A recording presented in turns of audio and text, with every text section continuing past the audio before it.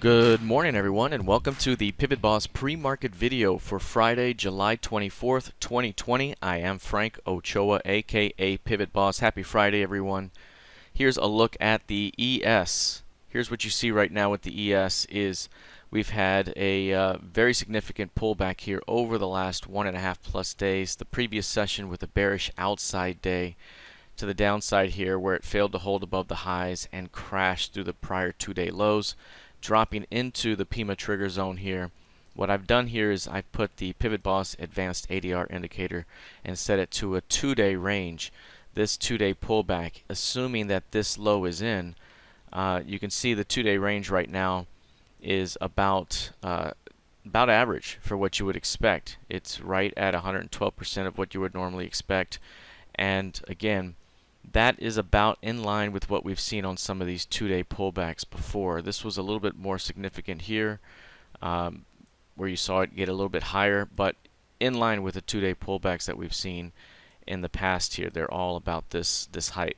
So again, right now this is about right for a pullback here. If price has already put the low in, then perhaps what we'd be looking for is for price to bounce back toward the previous session's close and perhaps go positive, but there still could be a lower low failure here today. I mentioned in the previous session, even if we pull back as deep as 31.95 to 32.05, that could provide a buying opportunity for what could be a move into 3300 in the week ahead. So right now, if price can continue to hold that 31.95 to 3200 zone, it could offer not only an intraday buying opportunity, but also perhaps a swing buying opportunity heading into the end of next week.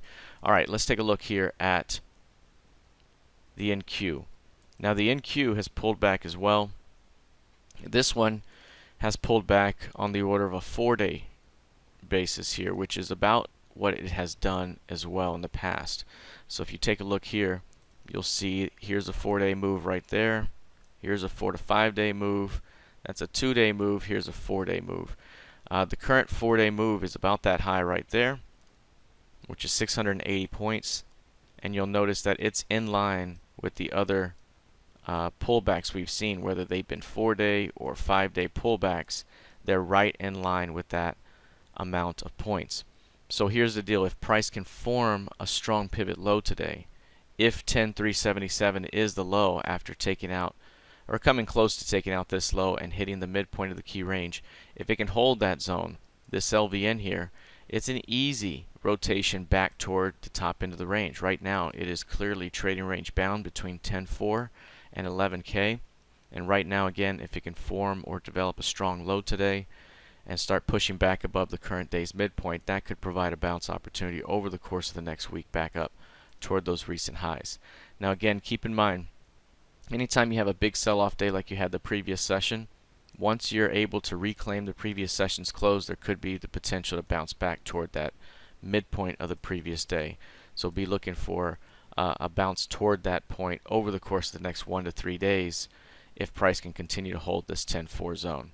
A failure to hold 10,400 opens up the other half of the range, which is the bottom half of the range, and that's where 97.28 comes into play. So again, this 10.4, 10.35 is going to be very, very important in the next few days.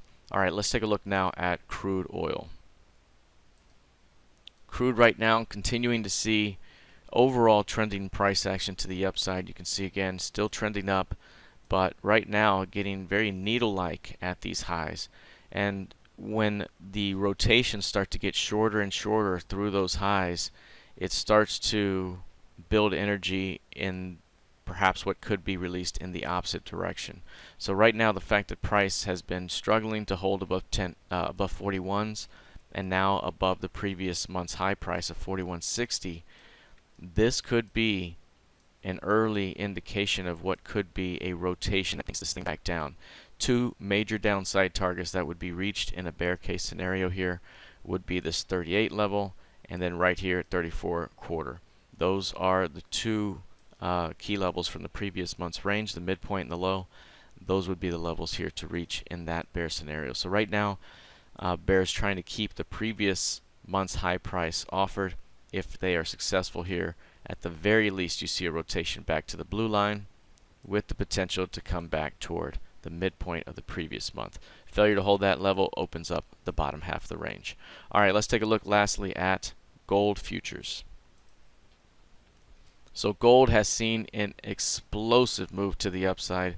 We quantified this one on an 8-day range, 7-day range, and as it was building out, 1, 2, 3, 4, 5, 6, 7, 8, 9, 10 days, we can even go right now. So if we bring this up and quantify that range, again, this is the energy that was built up over those 10 days. And you can see again, compressed price action here is evidenced here, and then this explosive move that we've seen here recently. We've already surpassed the 80 plus points that we were forecasting out of that move, and right now we have come within a stone's throw of that 1900 here. Today's high being 1896s, yesterday's high a little bit higher than that, and right now again, upon breaking through the 1831s, the next major upside target to reach is right there, and that's 1957.5. So that's the next major target outside of the 1900 round number. Now, the fact that we've broken through these highs at 1831 suggests that any pullback to 1831 opens the door to the 1957. So we could pull back as deep as 1831s and still be a great buying opportunity for a continuation toward 1957. All right, that is it for now. We'll see how this develops heading into the rest of the session. Again, happy Friday. Please be sure to like, share, and subscribe, and I will see you all in the trading room. Trade well, and take care.